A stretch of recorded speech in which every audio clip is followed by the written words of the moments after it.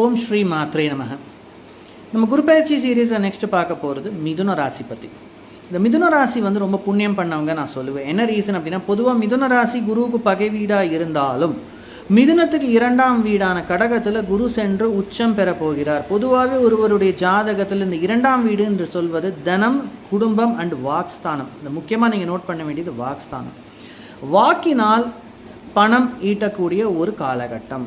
அதில் முதல் பாயிண்ட் நான் சொன்னது தனஸ்தானம்னு சொன்னேன். இந்த மிதுன ராசிக்காரங்க யாராவது இப்போ கடன் தொல்லையில் இருந்தாங்க அப்படின்னா கண்டிப்பாக இந்த குரு பயிற்சிக்காரன் தங்கள் கடன்களை நல்லபடியாக க்ளோஸ் பண்ணக்கூடிய ஒரு காலகட்டம் கைகூடி வரும். இதில் இன்னொரு முக்கியமான பாயிண்ட், ஆல்ரெடி கொஞ்சம் பேங்க் பேலன்ஸ் இருக்கிறவங்க என்ன பண்ணுவாங்க, அவங்களோட பேங்க் பேலன்ஸை கண்டிப்பாக இன்னும் கொஞ்சம் கூட நெக்ஸ்ட் ஸ்டெப் இன்க்ரீஸ் பண்ணிட்டு போவாங்க.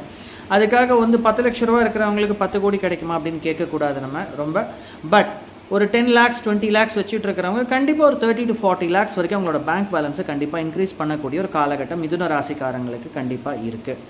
இதில் முக்கியமாக ஒரு பாயிண்ட் நீங்கள் எது நோட் பண்ணோம் அப்படின்னா, உங்களே அறியாமல் இத்தனை நாள் இந்த ஹெல்த் இஷ்யூஸ் இருந்துட்டு வந்தவங்க எல்லாருக்குமே, ஏன்னா 2ஆம் இடம் என்று சொல்லக்கூடியது ஆரோக்கியத்திலேயே ஒரு சின்ன ஒரு பாயிண்ட் இருக்குது. இது வந்து ஒரு ஜோசிய நுணுக்கம். உங்களுடைய ஹெல்த் ஹேபிட்ஸ் உங்களே அறியாமல் பார்த்தீங்கன்னா இதெல்லாம் கொஞ்சம் இம்ப்ரூவ் ஆகும். முக்கியமாக நீங்கள் சாப்பிட்ற சாப்பாட்டில் எல்லாமே நீங்களே வந்து ஒரு அவேர்னஸோடு சாப்பிட ஆரம்பிச்சிருவீங்க. ஸோ இது எல்லாமும் கொண்டும் இந்த குரு பயிற்சி யாருக்கு அதிக பெனிஃபிட் அப்படின்னு எங்கிட்ட கேட்டிங்கன்னா, பர்சனலாக நான் சொல்லுவேன் மிதுன ராசிக்கு உண்மையிலேயே இது வந்து நல்ல ஒரு காலகட்டம் இந்த குரு பயிற்சி. நன்றி, வணக்கம்.